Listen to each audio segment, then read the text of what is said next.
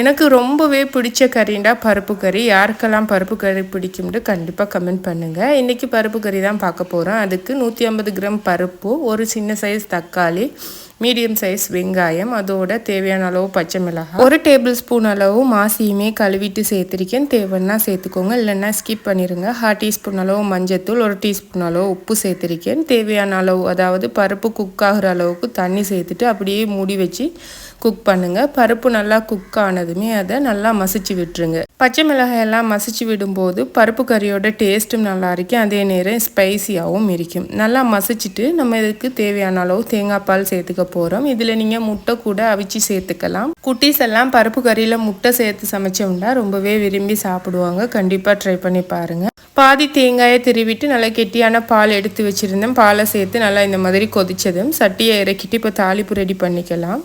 சின்னதாக ஒரு தாளிப்பு சட்டியில் 2 டேபிள் ஸ்பூன் அளவு ஆயில் சேர்த்துருக்கேன். இந்த பருப்பு கறிக்கு நான் வெள்ளைப்பூடு சேர்க்குறதுக்கு மறந்துட்டேன், அதனால் தாளிப்பில் சேர்த்துருக்கேன். நீங்கள் கறியிலேயே ஒரு 6-7 பூண்டை அப்படியே வெட்டிட்டு சேர்த்துக்கோங்க. எண்ணெய் சூடானதுமே கடுகு, காஞ்ச மிளகாய், கருவேப்பிலை, அதோட கொஞ்சமாக வெங்காயம் சேர்த்து வதக்கிக்கோங்க.